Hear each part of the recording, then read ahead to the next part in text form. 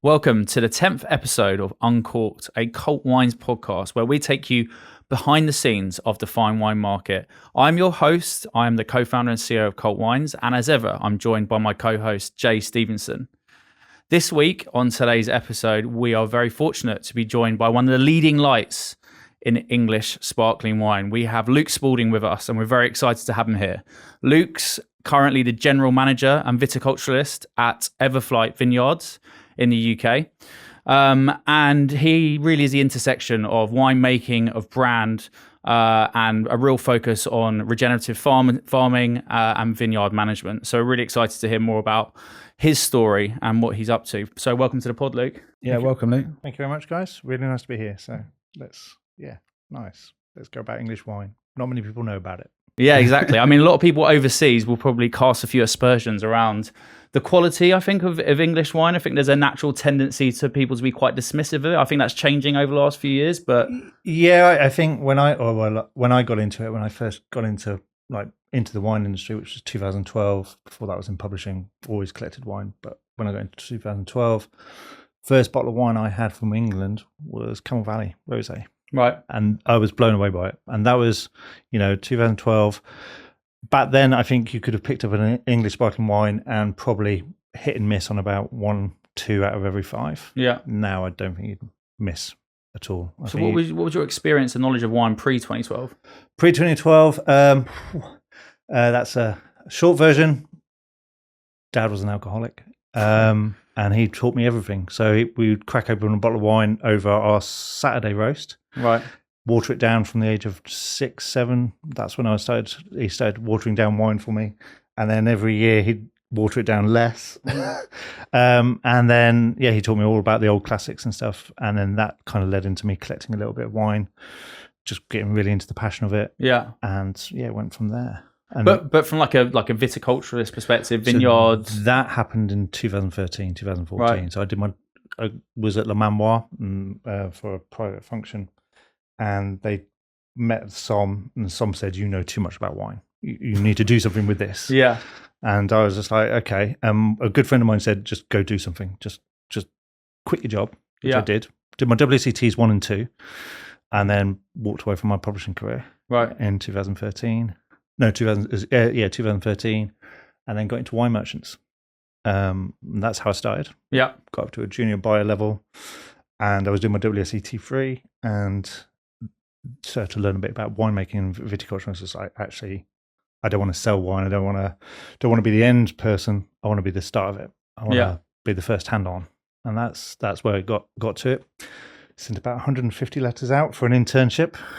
And what year are we talking about now? So now we're talking 14. 14. And so New York State, New Zealand, Australia, basically anywhere that spoke English. Yeah. I approached for an internship, and England as well was just starting to really, as I said, see a bit of growth there. And a man at Ridgeview Wine Estate, which you might know of, called Matt Strugnell, he called me up and said, "Why don't you come down for a full-time position?" Right.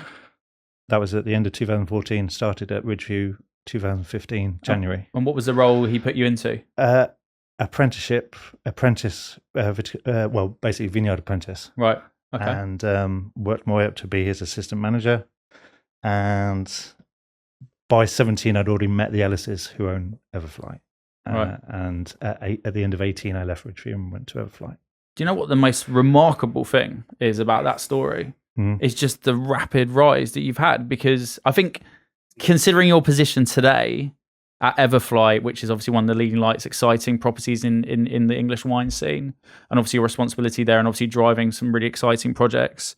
For anyone listening, realizing that, your whole journey when it came to even understanding how to make wine started not even a decade ago, really. Not really. And, that's unbelievable for me. That's the first thing I heard about, which obviously means a lot to your natural talent, but I think it says a lot to a lot of people that are passionate around wine, have an enjoyment around wine, maybe thinking, "Oh, I'll never have a career in wine." I think you're a perfect example of someone who can, do that in such a quick time period. I think I'll be honest, luck, right time, right place. Yeah. I think nothing's really handed to you on a silver plate. You've got to make it, but also I just think somehow at that time it just lined up for me so well. Working at Ridgeview, cut my teeth with Matt, who's one of the best viticulturists in the country. Like, I learned so much from him, and then you get to meet people, and what I'm amazed at is just how many people will give you time. Yeah.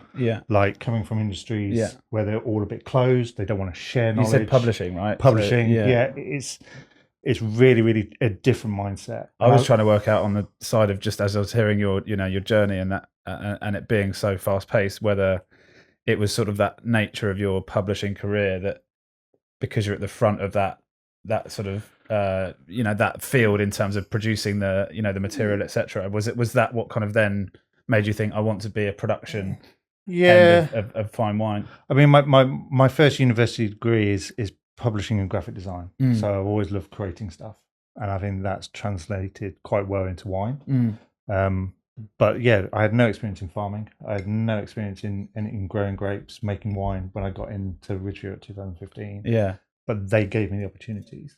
And then it was just a case of first hand, when you had the experiences, you were like, oh wow, I just love this even more than I thought. Yeah. And take it all on and just try and learn from everyone I could. Like Cameron at Raffini at the time, he was a massive influence. Charlie Holland at Gusbourne, he gave me plenty of time.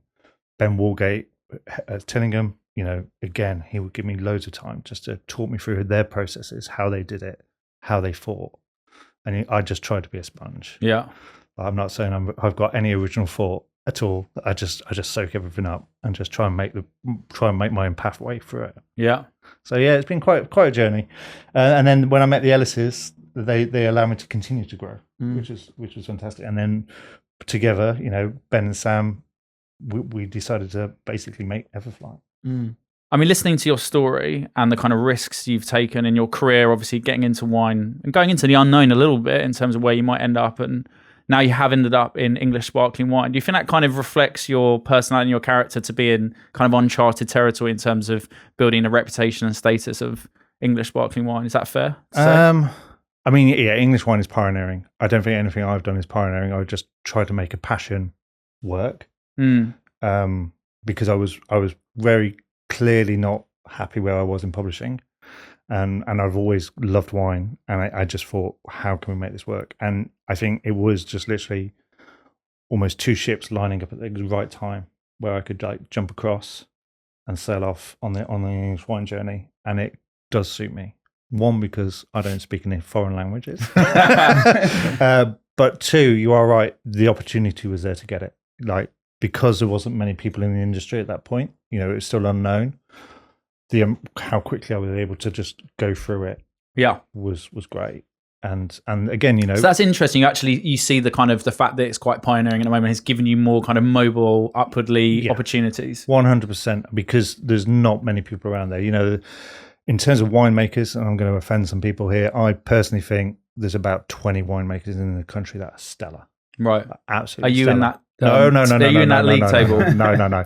And the viticulturalists the same. That's interesting you say that, only because you describe yourself as a general manager and viticulturist, not a winemaker. Correct. What's the distinction for people at home? Why do you give yourself that distinction? So, I'm a real big vine geek. Right. So vines are my thing. I like to see that translation from vineyard into wine, all the way into fermentation and going into that.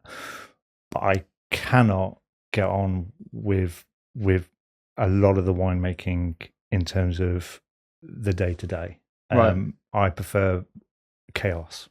So would you? You obviously have a team that do the more of the vinification process. Yes. So with and as general manager, you direct that team. Yeah, with Ben and Sam, the owners of it. Right. It is very much a collab between all three of us. They have a very clear direction of what they want.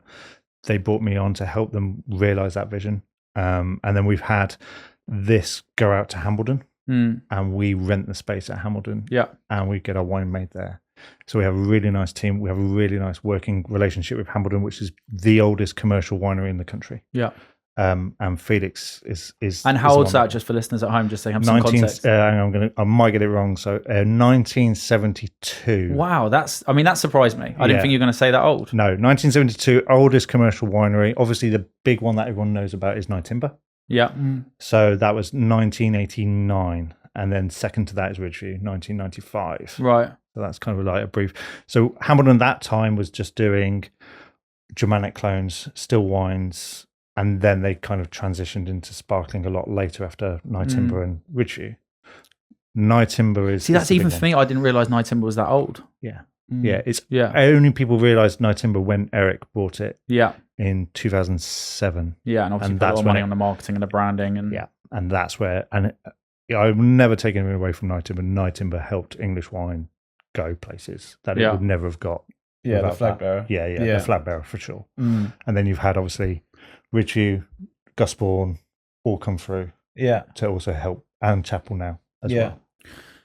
God, there's just so many different directions I want to take this conversation. I'm just literally, as you're talking, I'm just thinking about 100 different questions I want to ask. So I don't want to go off too many different directions. Because you're talking about kind of that leading pack and some of the established names and what Nye Timber have done for the industry, I suppose one of the more difficult questions is I think it's quite well known that no company's really made it a economically viable operation yet. Even if you look at some, some of the big names, they're making losses. They still haven't got to a point of making, it to be a bit profitable. It's not like that's not going to be a vision of the future.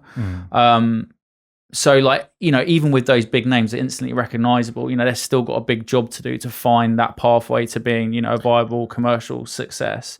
How much pressure does that put on the English, wine landscape today, knowing that it is pioneering, knowing that actually the future opportunity is significant? And like, I suppose the follow-on question is like, how do you evaluate the future opportunity? So I'm not going to say there's anyone particularly. I only think there's about 5 or 6 that are probably operational profitable at the moment in the UK. The rest are carrying either huge debts because of the infrastructure that they've had to put in, or the amount of investment they're putting in, and they won't see operational profitability for at least another 5 to 10 years. But some of that is their own choice because they just see to keep on building the brand, building the wine stock. Because if you're talking about sparkling wine, they're in the cellar for 3, 4, 5 years before they're even sold. So that's a lot of money to carry. In terms of our journey, we've done it all right. We've done all right for our size, and I think that's where you're going to see potentially the difficulty over the next 5 to 10 years, as you put it. So I think we'll see maybe 20 main brands establish themselves as international players, and then we'll see another 50, 60 behind that are known nationally. And then we'll see probably about 100 colloquial.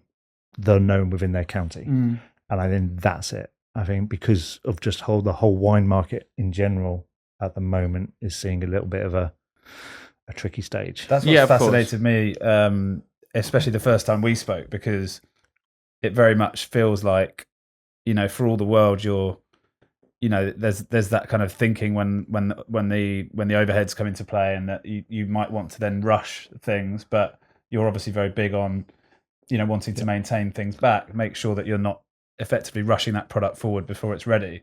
And I just think it's just really interesting to sort of see where English sparkling wine is versus where it could go. And obviously you can draw parallels as well to how do you then distribute. I think we sort of maybe we'll discuss a little bit around how the model maybe from some of those bigger houses is slightly more akin to that in the US, when you have memberships to get your allocation of the wine list and stuff. Almost then throwing back to kind of Bordeaux and Primeur and how that all began, many centuries ago. It's kind of just trying to rework what's worked and what hasn't in maybe other markets and try and find feet with it. But if you take a step back and like kind of have a bird's eye view from 50,000 feet, the things that, for me, from an outsider perspective, look at it and go, it's surely an inevitability. And the factors that are at play here is, the UK is the second biggest importer of champagne globally. I mean, I don't know what it's like on Prosecco, but it's got to be number one, I guess. It's got to be number one for Prosecco. I would say it's pretty close. It's pretty close. It's going to be up there. So, Champagne, Prosecco, 2 of the most well-known sparkling wines, right? And commercially successful. UK is a huge market for, and then we also know about the British is, there's a huge deal of patriotism, and I think for British produce, a lot of people buy British because they want to support local, and so you see that in sort of other adjacent categories in terms of food and drink. So you just look at that and think, is there an inevitability that these things will coalesce over time? And I suppose the question is, what is that time frame for them to come closer together, and what does it take to get to that point as well? I mean, so COVID helped. Yeah. I don't think many people say that, but COVID actually helped. So COVID helped get the mindset to a lot of people, a lot of consumers about buying local. And immediately we just saw massive growth in terms of UK sales. So I think off the top of my head, UK sales now, UK wine produced from UK producers is about 10 million bottles a year. That includes a little bit of export. We realistically need to get that to about 20 million bottles by 2035. Okay. Because we're already producing, on a really good year, 20 million bottles. Right. On a bad year, we're doing between 9 and 11 million bottles. Right. And we're still planting new vineyards. We're one of the only regions in the world to still be planting over 200-300 hectares a year. Whereas a lot are still, like if you go to Bordeaux, you see Bordeaux, the satellite vineyards or like satellite regions have been taken up.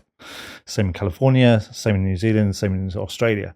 So there's a lot of positivity about England, but we really need that momentum to start continuing to grow. And we are definitely seeing that, but we just need every single restaurant or every single hotel or every single pub to list at least 1 or 2 English wines. And then you'll just see it just go. I mean, without getting to without putting you on the spot, does the price point of English sparkling wine provide a bit of a problem in that, you have to look at it as a premium product, right? The average price of a good English sparkling wine is priced at a premium level, especially for wine, which for a lot of just everyday consumers puts it maybe out of their price range or what they're willing to consider. And then immediately you're kind of comparing it to, okay, well, what would I get for the same in champagne, right? That's a consumer perspective, not necessarily my perspective, but you can understand where that might cause a little bit of... I mean, yeah, we're up against probably the biggest brand on the planet. Can I have a glass of champagne? Yeah. Like that is probably one of the hardest sayings to beat. Yeah. What I would say is champagne is, and we were just talking about this just beforehand, I think champagne is seeing a price hike. And I actually really admire their play, which is great. But it's also allowing us to open up market for the UK because we are actually holding price. And we're obviously getting a lot more support from the supermarkets, which is helping consumers get more English wine. And I think going back to one of your earlier questions about quality, I think and also having to wait, I think what we're all aware as of producers is we have one shot. Yeah.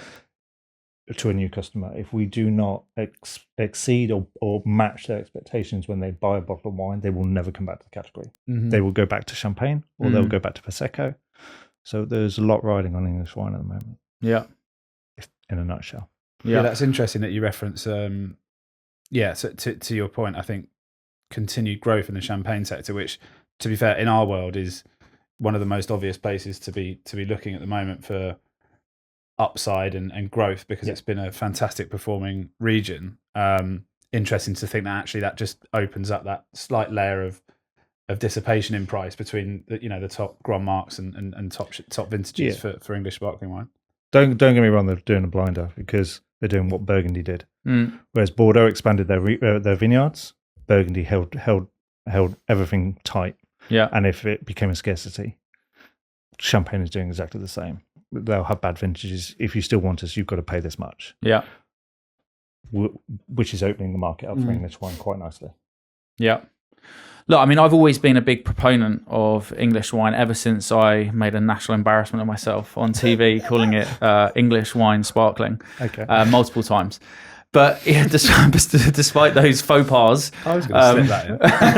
That's why I got in there first because I knew you were going to bring it up. But despite those faux pas, honestly, genuinely, being a massive proponent, especially when the quality's there. And I think Cult Wines, it's always been like a go-to to have kind of a house English sparkling that we use, especially for events. And it's also great for our types of events because everyone anticipates or expects to be given a champagne. So it's quite good, handing out sparkling, on arrival, for example, at a particular event, and then kind of letting people know later on after they've kind of told you that they definitely think it's champagne. So, it's an English sparkling. And that's in some instances, that is the best way to kind of, to your point, get that initial reaction from consumers around the quality, because that's where you've got to deliver on the first point. Yeah, I don't like being compared too much about to champagne. We are our own category. We do have. I don't like our soils being compared to be the same, even though that's what a lot of English producers do. We are not the same. It's like having twins and then growing up in different families. Okay, the bedrock might have been the same at one point. Like Danny DeVito and Arnie Schwarzenegger. Exactly. Very good point. But we've had so much geographical change, and our climate is completely different. The best we can get into in terms of climate were basically where Champagne was in the 70s. Yeah, which produced some fantastic vintages. But realistically, the geological values of English is completely different because we've had ice ages where France has not. We've had cooler winters, wetter winters where France has not, and warmer climates. Or France has had warmer climates where we have had cooler climates. So the soils are different. Okay, the climate's different. We have a lot fresher profile. We have that more acidic kind of like fresher acidity coming into play. We have green apple and citrus all there, adding that those layers of complexity if they're given time. Yeah, which is what we try and do. Yeah, look, I think it's a great segue because I wanted to spend a bit of time asking you about obviously what you're doing at Everflyht and generally just around sort of your philosophy when it comes to making a sparkling wine. So I think it'd be great to understand. I mean, it's been kind of well publicized, sort of your approach to sort of regenerative farming and your approach and your sort of interest, and as you've said yourself on this pod around sort of viticulture. So if you could sum up your own personal philosophy right now, like how would you describe it? So regen is something that I just fell into in about 2019, 2020, where Ben and Sam gave me the space, which was we start to remove stuff. So the first thing we removed was all insecticides. So we never used insecticides since 2019. Then we started removing all synthetic fertilizers. So these are all inputs. Then we started to look at how much water we're putting into site in terms of when we're spraying. We've tried to recycle as much as we can. And then we tried to move away from systemic or conventional spray programs into organics or biostimulants to help basically vine health. Yeah. Get the soil right. In a nutshell, get the soil right. Soil right should then feed the vine. Have a really healthy, balanced vine. Should produce really high quality crops consistently, no matter what the weather, or at least be able to fend off some issues with the weather. It's a bit trickier than that, but because you're dealing with chaotic systems. Yeah. It's chaotic biological systems, but the idea is basically you're getting a more truer fruit. Yeah. That can then grow sustainably in this country. Yeah. That's the theory. Yeah. Haven't seen it work yet.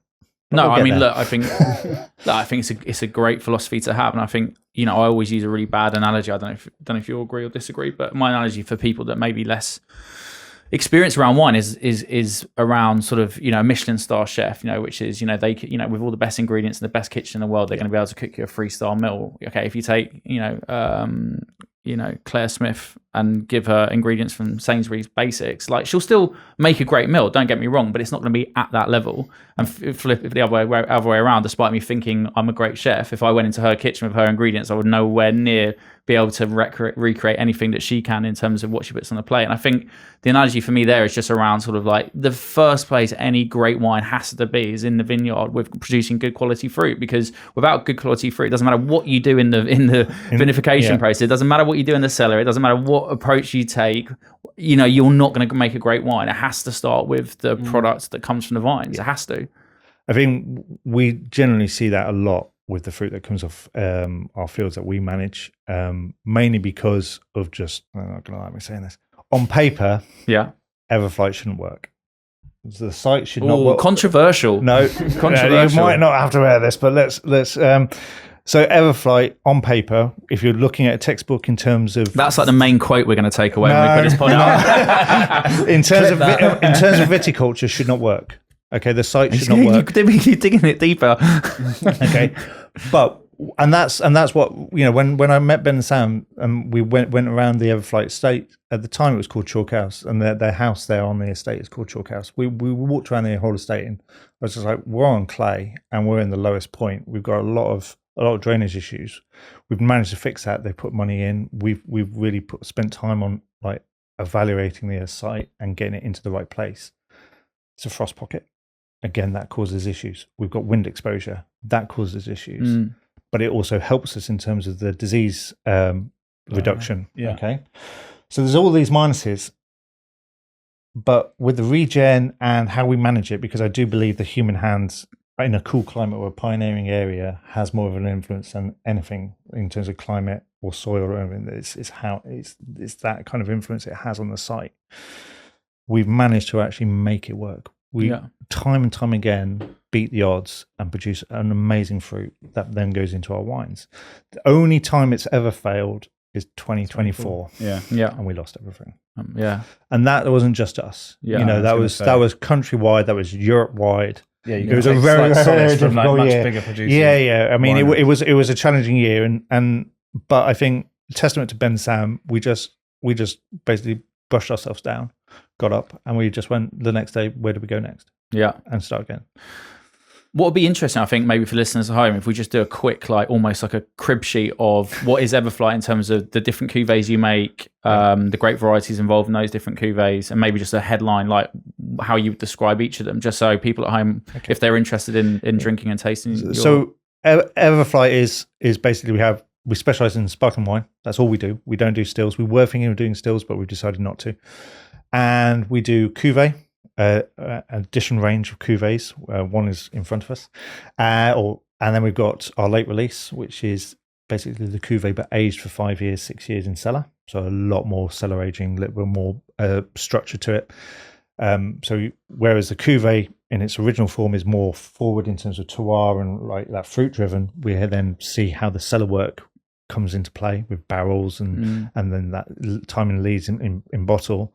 And then we have our Blanc Noir. So they'd be aged in like oak barriques first? They're aged, all our wines have a lot of oak. Yeah. So we age in oak barrique for about anywhere between 5 and 6 months before blending. Right. And then it goes into bottle. And that's even for the extended aging. It's just longer on bottle. Just longer on lees. Longer on lees. Yeah. So then we have 5 years in lees, out, disgorge, and then 6 months on cork before release. So that's the late release. That's a really nice addition to our range. Then we have the Blanc Noir, which is one of our first vintages. We're definitely a Pinot site. Everflyht excels in Pinot Noir and Meunier. And, you know, Chardonnay is sometimes a bit hit and miss with our site, but Pinot Noir excels. So all our wines tend to be Pinot dominant, which is different to a lot of English wines. Most of them are Chardonnay dominant. And for an example, like the Cuvée 3 that we've got here, what sort of blend we're looking at So there? we're looking almost at 50-50 blend of Chardonnay and Pinot Noirs, Pinot Meunier put together. Right. Whereas normally you'd find 60-70% Chardonnay in Cuvée and the rest Pinots. So we really do lean on the Pinots quite heavily for that characteristic that they give us. A bit more warmth, a bit more breadth, especially in the mid palate. I see wines as shapes. So if I start describing like cones and diamonds, stay with me. That's how I do it, or circles or balls. And then we've got the Rose de Signé, which is like kind of our cult wine now, without Very nice. But yeah, it's our cult wine. It's field to bottle. Basically, we hand harvest everything on site, but these ones we actually hand harvest from particular rows for the Rose de Signé, macerate them together, both Pinot Noir, Pinot Meunier. The 22 vintage that we're currently on, 22 hours in maceration, and it's literally just trying to take that vineyard, that vintage, all the way through to the consumer. Really low. Always the same plot? Always the same blocks, not necessarily the same rows. Right, okay. Interesting. So just on site? Just on site. I say we're all single estate. We don't get any grapes in. We don't buy anything else. We're not like negotiants. Everything comes from the sites up one site that we manage, which is only 7 hectares, which is tiny. Yeah. But it's producing... Hand destemmed? No, don't go that far. Not that far. It's only got so many hours in the day. Not that mad. But yeah, it's just really just trying to capture all of that quality from the vintage, and we don't always make it. So and that's one thing that Ben and Sam have got well behind really, really quick. If it's not good, we don't do it. If it's not ready, we won't release it. If it's not right, we won't make it.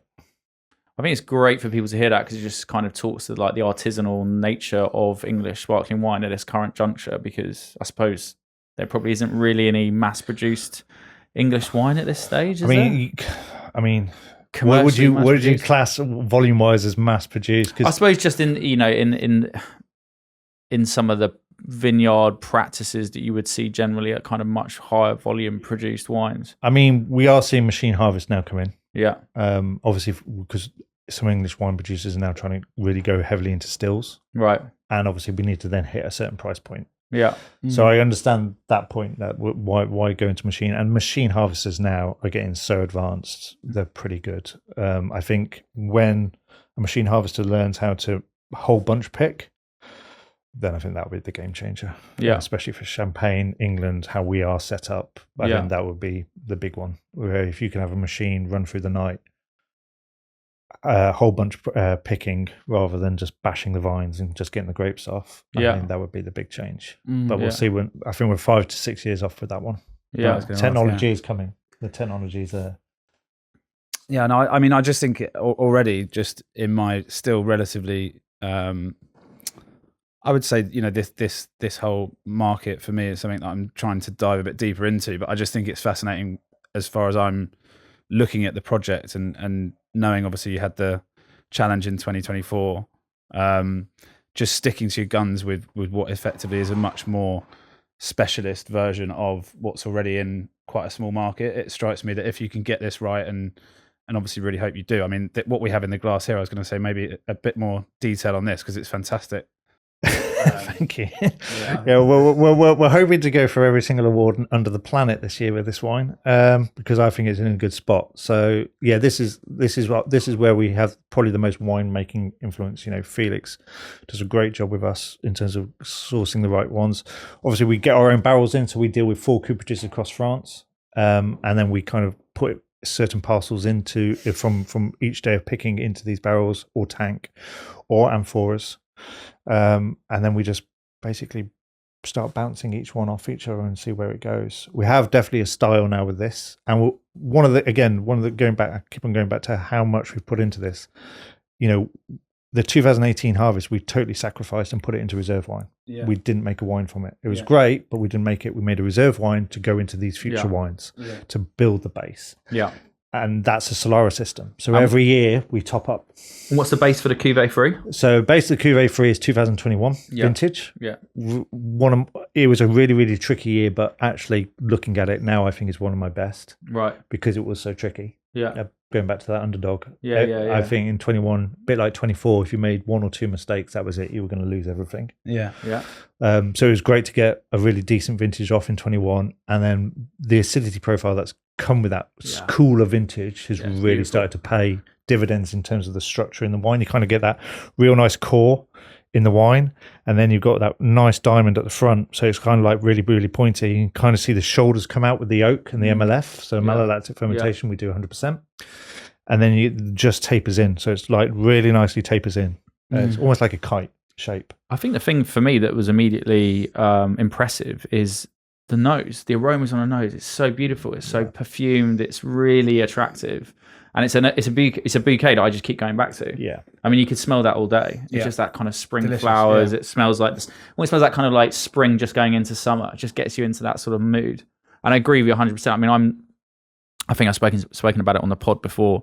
My personal tasting, I like, acid-driven wines. That's something that, I enjoy a lot. And so I completely agree with that in terms of having that acidity. But, I don't think you can dumb down like the quality of the fruit in there as well, and the ripeness and just the silkiness and the fine, really fine bubbles there, which give this lovely textural feel at the same time. It's not overpowering. It's not too much on the tongue, but it just kind of alongside that kind of really polished fruit really nicely, in the middle, and that acidity at the finish. And it doesn't finish dry.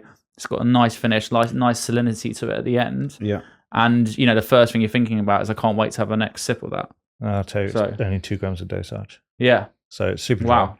That all of that quite like quality of like fruit is obviously driven from the vineyards, and that's what we really champion. It is our cornerstone to Everflyht is the vineyard, is the estate. Yeah. Because we can control that. Or I can try and control it. Yeah, as best you can. It's a false pretense. But yeah, I mean, for me, this wine it just sums up Everflyht in a glass.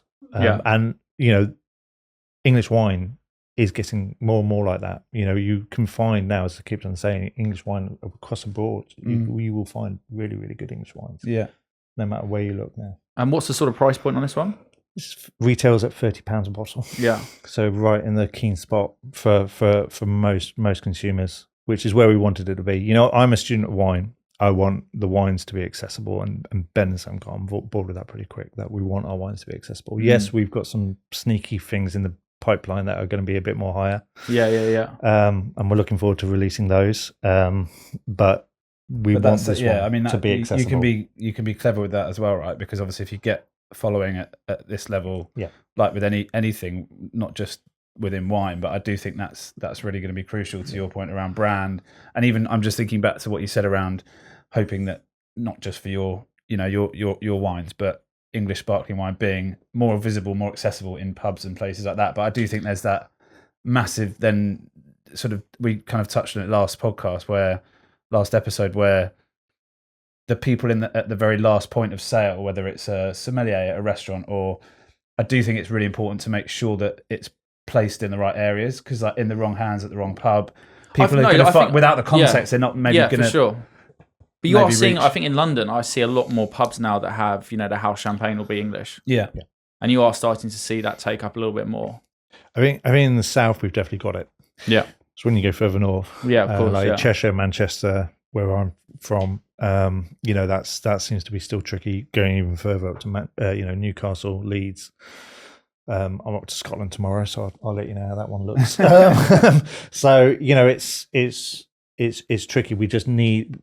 Because consumers there are more brand driven, do you think? Yeah, price driven, brand driven. I think it's still the problem, and just knowledge.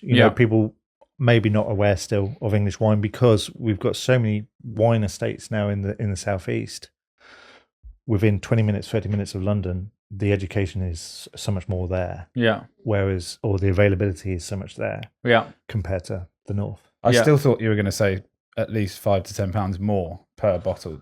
Having just tasted that just firsthand, I was that packs a punch, doesn't it? Yeah, I think that is significantly good value for money. And then that's the thing, because I often get told off for referencing this, but when I had some time over in the US, a big thing that brands struggle with is that the disparity between the price people end up paying, having been through layers of basically margin taking, and how that can really quickly impact the brand. I think that's something just to be very cute with, because suddenly from £30 good value or exceptional value, it can get to double that on the table somewhere, because you haven't been as maybe, or they've not been as sort of they haven't listened as well to kind of how you want them to price. Yeah, I think in the localized market that can be really quite a powerful tool to make sure it just has the right assimilation with the price and the brand and how you want to take it forward. I mean, funny enough, I was having this conversation over lunch just earlier.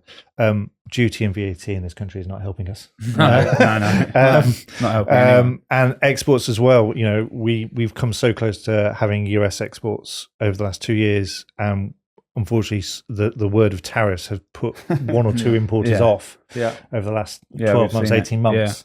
So that's Orange. been a barrier at the moment, but hopefully soon we might see it go over to the US. We've got 2 exports at the moment, 2 markets at the moment, and the UK we are seeing at least 10-20% of all our wines now go export. Really? Wow, amazing. So is it like a core market that you would say? Norway seems to be the biggest. Okay. Or the Nordics, and then the US, and then I think Japan, Asia will really start to hit. But do you know what? It makes a lot of sense to me, because I feel like the Scandinavian's such a well-educated market for wine, and we know so many big collectors over there, and obviously because they don't have I know there's some wineries over there, but generally speaking, there's no domestic wine market, so they're quite a good temperature check for wine in general, because obviously the French and the Italians are going to be very patriotic, understandably, for their own produce, so you're not going to see a lot of exports to those countries, but to have a place like Scandinavia, I think that's actually a good testament to the quality, the underlying quality of the products, because they're only going to be importing stuff that actually thinks is high enough quality. I think the engagement we've had with, especially with the Norwegian market that we've had so far, and I can speak for a lot of UK producers, is just massive. Yeah, like really, it is game changing for a lot of producers. Yeah, just how much they've taken on. It fits with basically their food. Like and also their price point. They really in terms of the style, because of the freshness of the English wine and acidity. Same for the Asian pairs market. well with kind of that fish, cuisine. Yeah. Absolutely pairs 100%. And we seem to have massive engagement with SOMs. Like there's a real big drive from the SOMs over there that want to like showcase these wines. the monopoly as well, because they're monopoly driven. So it's all government controlled in terms of the shops. Yeah. They too also massively behind it. So it's been good support. Might be a weird question, but do you kind of identify yourself more with a kind of like grower champagne movement in Champagne versus, say, the big houses? Because I suppose that's kind of representative of the size and structure of. So if you came down to Everflyht, or I probably can again speak for a lot of English wines, I would say we're in the grower territory. I've spent a couple of years pre-COVID going around Champagne, visiting loads of little grower estates, and I see more. I resonate more with them than any big mark at the moment. Now, can't speak for Night Timber or anything like that, or Gusbourne, because they're the big players for sure in this country, and they're producing over Night Timber especially is over 2 million bottles a year now. Yeah, so amazing. So I was going to say, because of your rapid rise to where you are now, and obviously there's been different stages to that. Only probably the more recent few years have you been right immersed in this project and the viticulture element. I was going to ask, to that point, is there sort of like a creative sort of yearning to try and get around to some more international projects, particularly obviously in France, or do you feel like because the I don't UK think I'm good enough? Okay. Well, I would say otherwise. Yeah. No. Honestly, I think there's a lot more people out there that have done this for a lot longer than I and have exposed themselves to far more regions than me. I would love to go out and try my hand in different regions. The issue is I have a mortgage.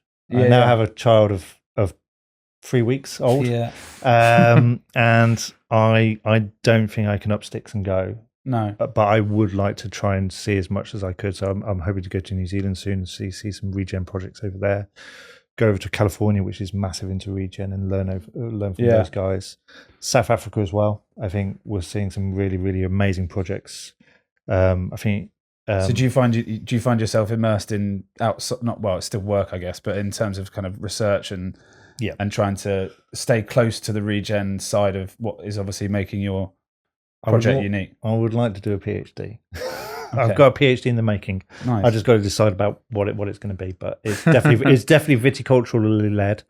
I think regen obviously is a buzzword at the moment, and everyone's like, there's a lot of talk about it, about how it's going to change things. I'm just one person. There is many people with far bigger estates than I, and have more money than I, and have more time than I to really like hone in on regen and what it's all about and really drive it. But we'll see where I go. We'll see where the challenges are. I think for me in this climate, viticulture in England and mixing regen into it, or organics, is a big challenge, not for the faint-hearted. Whereas it might be slightly easier in other climates. I'm not trying to say that it's easy for people in California because they have other challenges, but it's drier. Yeah. And drier is easier. Yeah. I might get slated for that. Yeah. Question is, are English wines collectible? Yes, 100%. Sparkling wine for sure. We can age, our Blanc de Blancs, Blanc Noirs, we can age those 10, 15 years. I remember when I was at Ridgeview, we were always saying, buy this Blanc de Blanc and you can drink it now. Do you think a lot of people are buying and aging, or do you think a lot is immediate consumption at the moment? I would say a lot is for immediate consumption. Yeah. I would say more and more producers are producing special coups that they are suggesting to either their own wine clubs, or dealing with other merchants that are then saying age these, they're special. I recently saw a vertical tasting of Night Timber from 1990. I think it was on 1992 all the way through to 2007.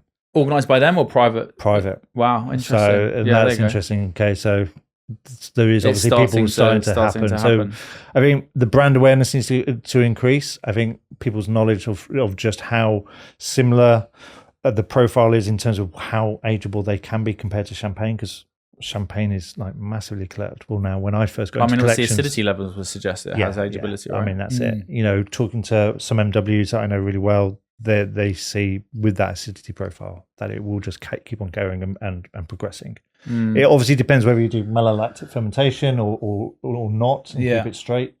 Sugru, he's one of the big ones, winemakers that does not do MLF, and his wines age for ages and ages and ages, and are beautifully aged. Yeah. Or you can drink them straight away. Yeah. If you really want to go for that like higher acidity. Yeah. So I think. Any top tips? So if anyone was out there thinking, I'd love to add some English wines to my cellar, to my collection, from a long-term aging perspective, collectability perspective, like what would be your top tips? Basically, I think can I go personal on here? Yeah. Of course. When I go into collecting, the old thing was buy 2 cases, buy 1 case to drink and buy 1 case to sell, or invest in. Now I would say buy 4 cases. Yeah. Okay. Buy 1 case to drink, 1 case to sell, 1 case to gift, and then 1 case to pass on. Right. Okay. We like to hear that. Okay. That's a great. We'll use that. 4xing customer purchases. We might. But I think Great sales pitch. I think that's it. In terms of where I would start collecting, I think you've got to have. I think collecting is no longer about brands. I think you've got to have a personal touch with the vineyard. So I would say go down to your local vineyards, see if you can see what you think of them, and then start collecting. Obviously, the big ones is Nightingale, Gusbourne. I would say could age really, really well. Sugu would age really well. Langham, possibly. I think. So outside the obvious names of Gusbourne and Nightingale, what would be your top 3? God, well, Everflyht, obviously. Huh? Everflyht, obviously. Yeah, obviously. I mean, and we would echo that. Yeah, sure. So Everflight's in the top 3. Yep. And of your 4 cuvées, if you were just purely looking one for long-term aging, which one would you go for?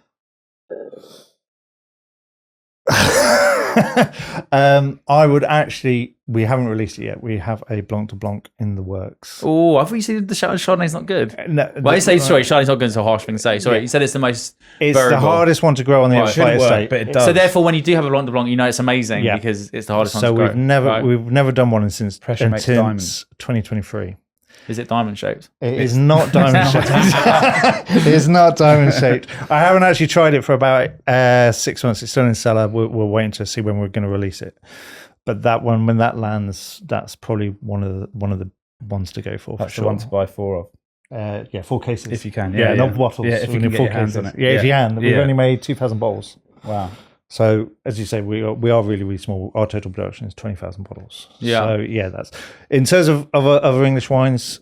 It's really, really hard. Basically, I would say go for Blanc de Blancs for sure, because they will have the most aging potential, and just look at who's winning the most awards or has got a really good pedigree of producing Blanc de Blancs. I know you don't like to compare yourselves to champagne, so do forgive me for asking this question, but if you could say there was a comparison in English wine scene to each of these 3 brands, who would you say is the closest comparison? So who is the Moët Chandon, who is the Jacques Salos, and who is the Salon Le Ménil? Oh God, that's controversial. Put him on the spot.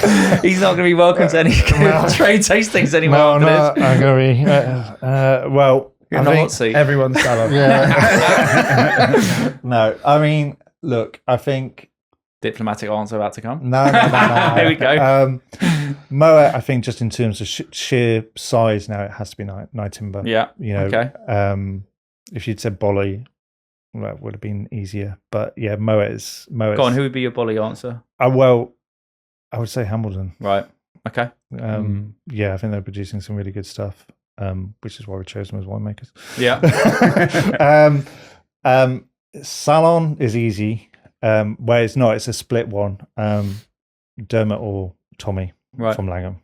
So they're really amazing. I haven't come across Langham. Go try the some Sugu Langham. I've tried. Sugu, yeah. So they're both very distinctive. You can have one of their wines and you will know you're drinking one of their wines. Right. They're really, really distinctive. They've got their own personality running through their wines. And where's Langham? Langham's in Devon. Right. Dorset. Devon. I'm going to say this wrong.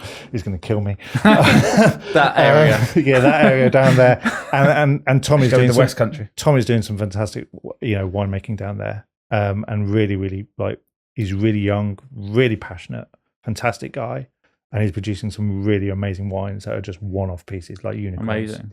Okay. And then you've got the same with Dermot. His wines are standout. He's got real electricity running through those wines. Yeah. So yeah, they're really both so that's Salon. What was the Jacques Salos. Oh, Christ. Actually, just Dermot would prefer me to say Jacques Salos. So him. Okay. So we'll say that one. Yeah, and then that's Tommy good, can be saying on. And okay. Everyone's happy. Yeah. It was happy. You still get your annual allocation. Yeah. I mean, look, I don't know. Well, I might get invited to lunch at some point. But Okay. but no, Dermot's giving me time.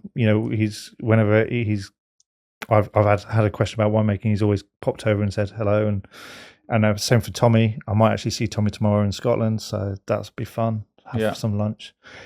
All I'll say about English wine is the community's amazing. Yeah, and everyone's here to learn. Yeah, and that's one thing I've taken away from it over the last 12. This will be my 12th vintage. Well, you have to almost be that collective sponge, like you said, which you've been in your own right, but like making sure that obviously you have to fail fast and hard, and very quickly turn it around from those failures, but as a collective, I think obviously it does have to be aligned in some respects, because like you said, it's about not just where to position versus champagne, but where to position internationally, and some common grounds where almost because of the infancy of the market still globally, you can perhaps be clever with almost strategy for sharing, sort of slightly sharing the markets a little, maybe, given they're all perhaps quite stylistically quite different, as you just mentioned there.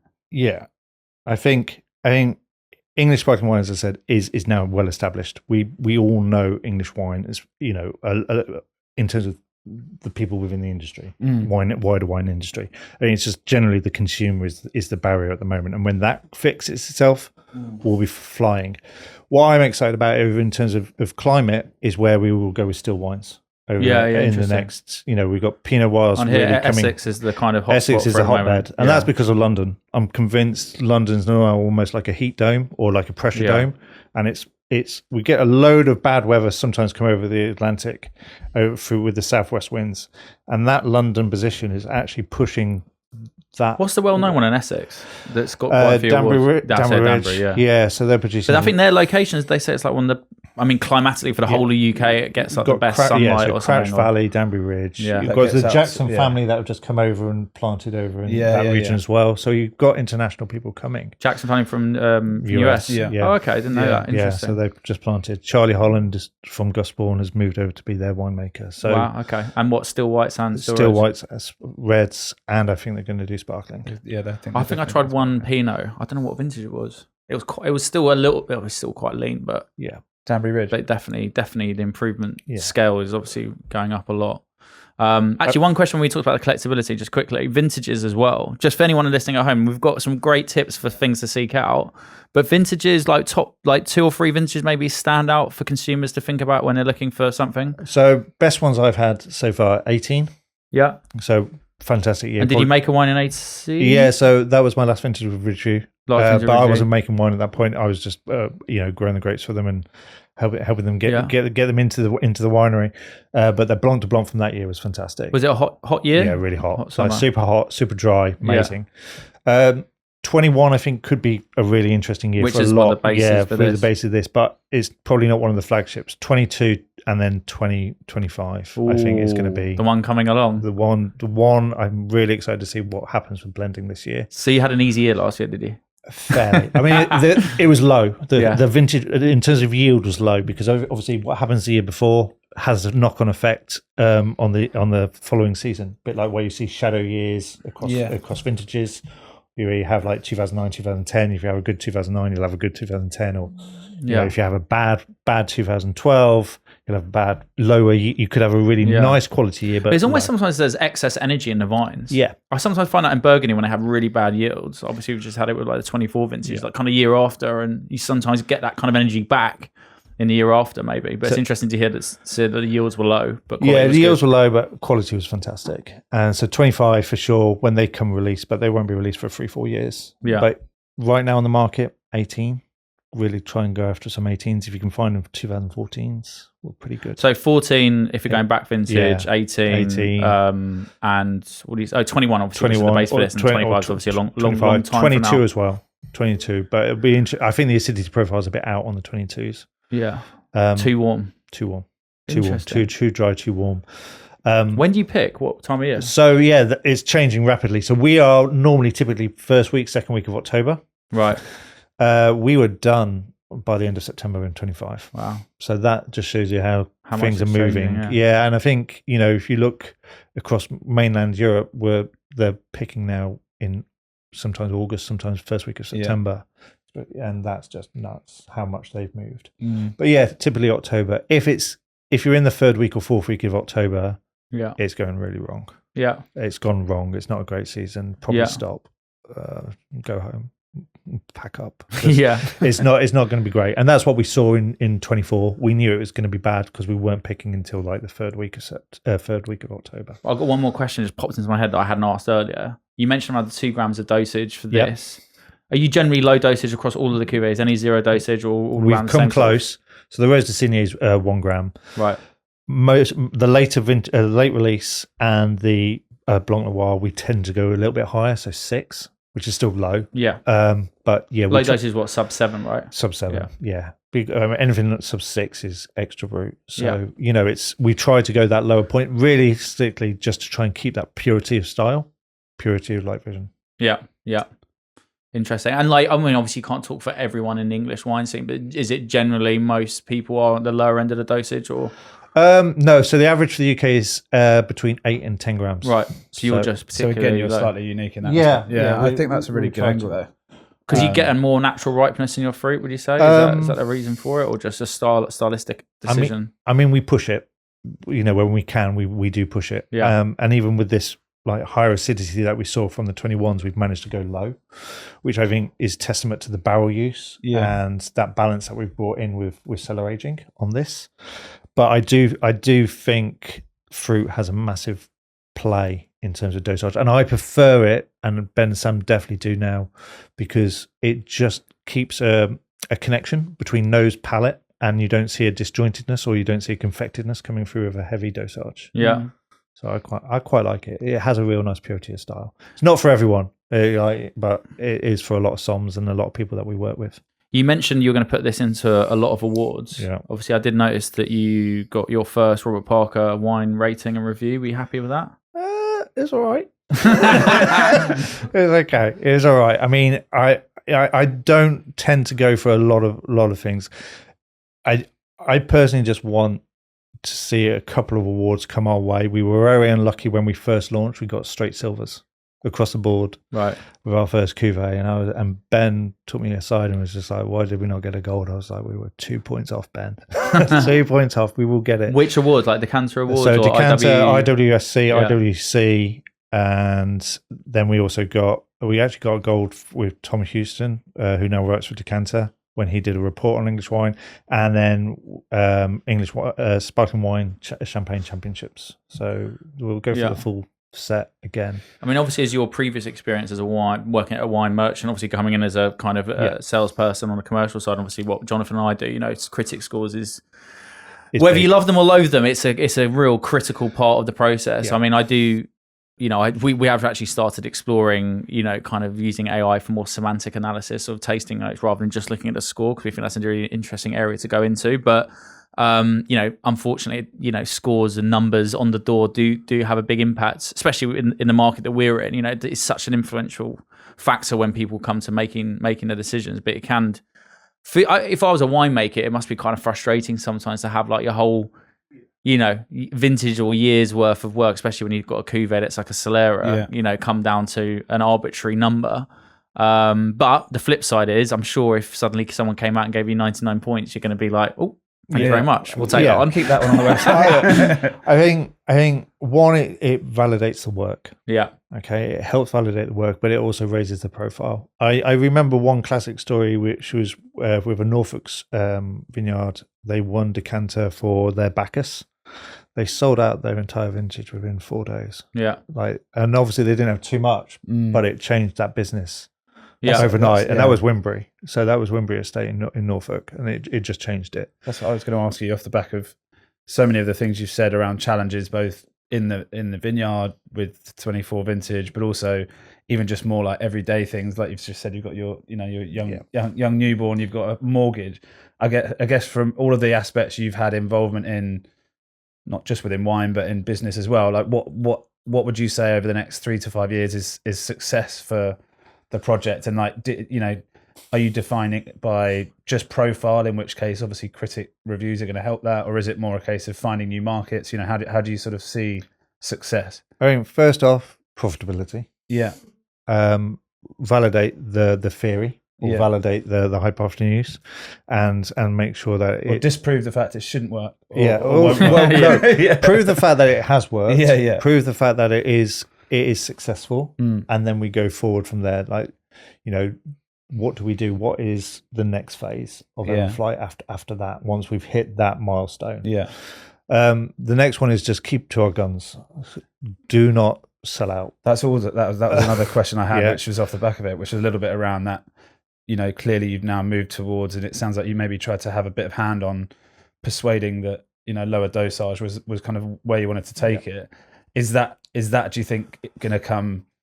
I guess it's always about juggling the two plates, I guess, but is that going to probably come more important to saving a crop or a vintage, perhaps, because you want to make sure you're sticking to that? Yeah, I mean, look, when we lost 24, there was one rule I had from Ben and Sam come down, and I was like this: do not lose the 25. Yeah, no matter what, you bring in 25 because we need it, because we were seeing 20-30% growth.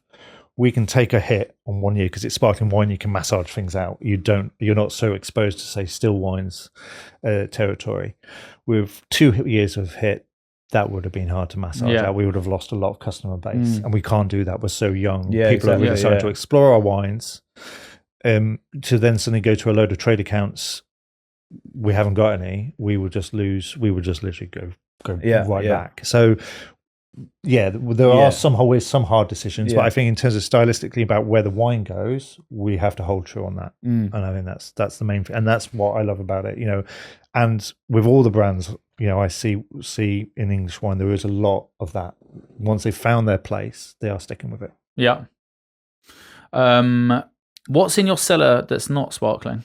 What's your go-to? What are you grabbing at the weekend for a special occasion? I mean, I sold most of it to buy a house. So Pinot Noir, like literally from Central Otago, Oregon, Burgundy is my go-to. Like I absolutely have a fascination with it. Syrah as well. Yeah, like give me anything from like Syrah, from any region, or Shiraz if you want to go into New World. Those are my two go-tos. So reds. Nice. Predominantly, and then I'm a sucker for anything basically Chardonnay. Yeah, especially massively barreled and buttery. That's my kind of my kind of Chardonnay. Yeah. So very much juxtaposed position to really fresh, vibrant, fruity. We're talking like aged, developed. Everything like that. Those are. And it could be from all kinds. The more obscure, the better. Any memorable investments in your collection that you sold off? Anything that you did really well on, and any that you wish you still had today that you could pull and open?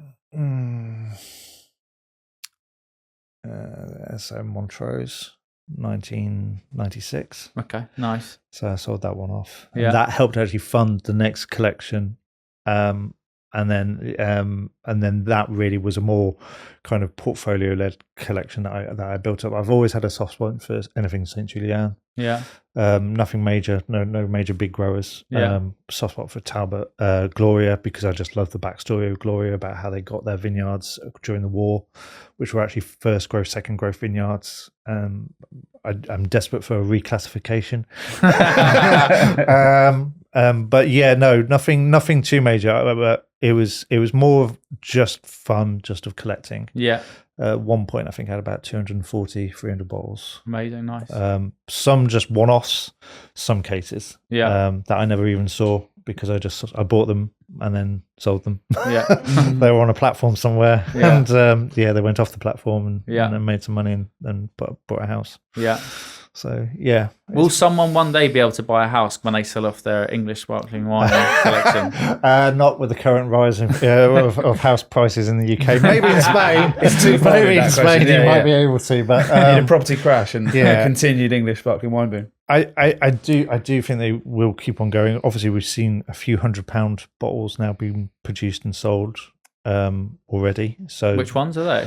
So you got Kits Coty from Chapel. They're pretty high now in terms of value. From the that's ex winery price, or on the secondary market. That's secondary market. Sorry, which one again? Kit's Coty. Okay, it's from Chapel. So that's their premium label.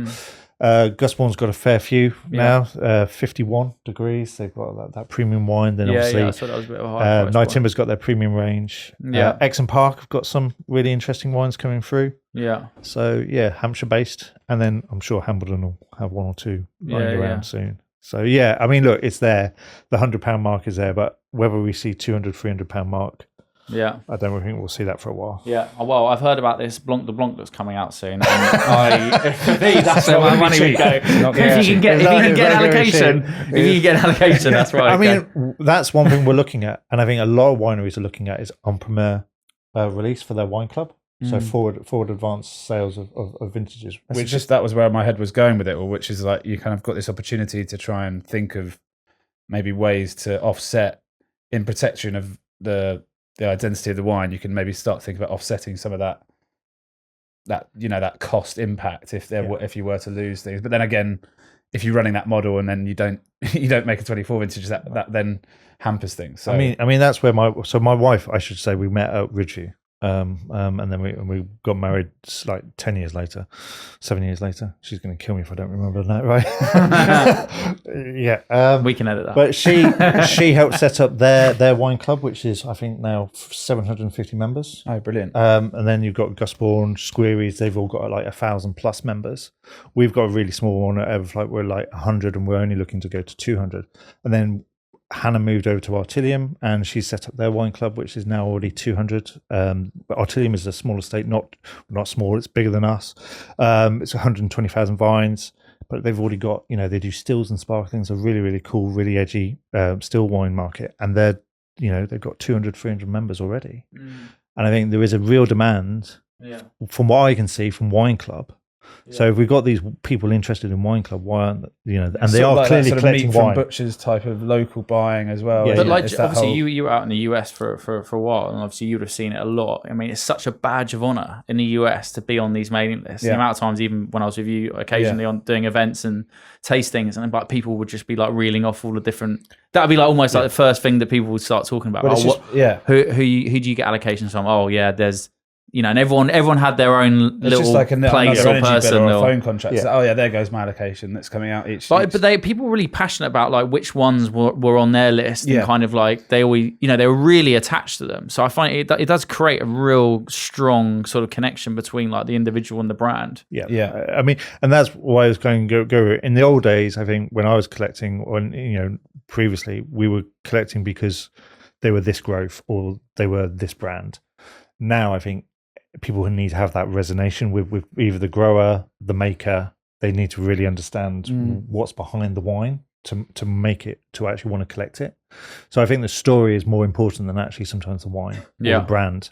And I think we're seeing that more and more, not just in English wine, but just globally. Yeah, I think that's where it's now going with collections.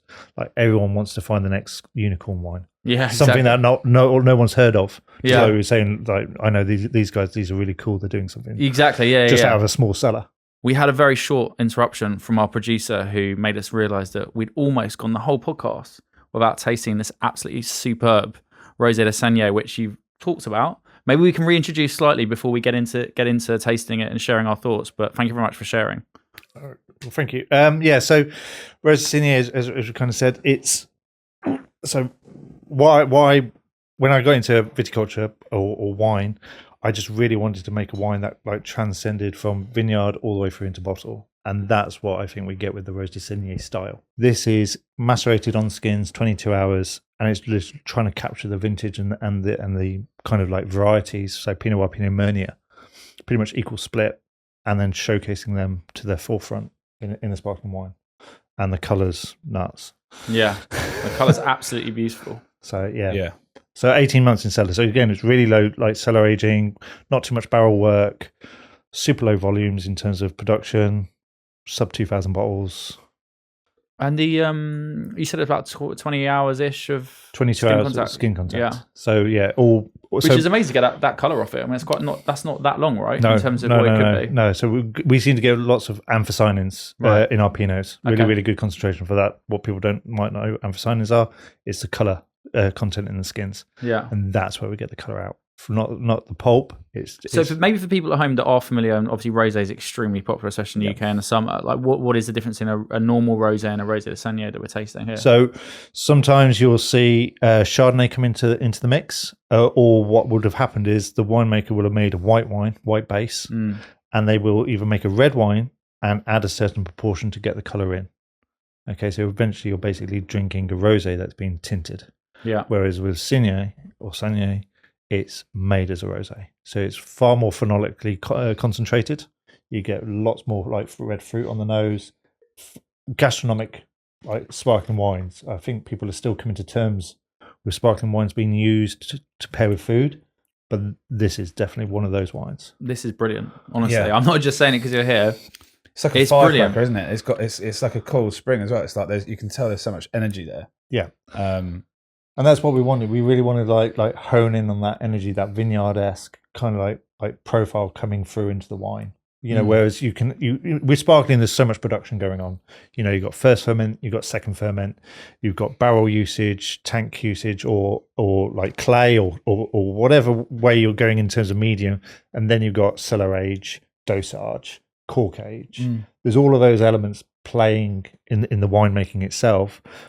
So we tried to strip them down. And again, 1 gram of dosage, only 18 months. Wow, 1 gram of dosage. Yep. It's very vinous, really rich. The finish is so kind of and maybe this is now the hallmark for your wines. Like again, like on the nose, beautiful. There's just that little hint of that kind of sweet, lifted aromatics kind of. You just want to keep going back and chasing it down. Yeah, you've got that blossom coming through a little bit like rose petal coming through as well. And again, it's got that nice energy all the way through, a bit of salinity to it as well.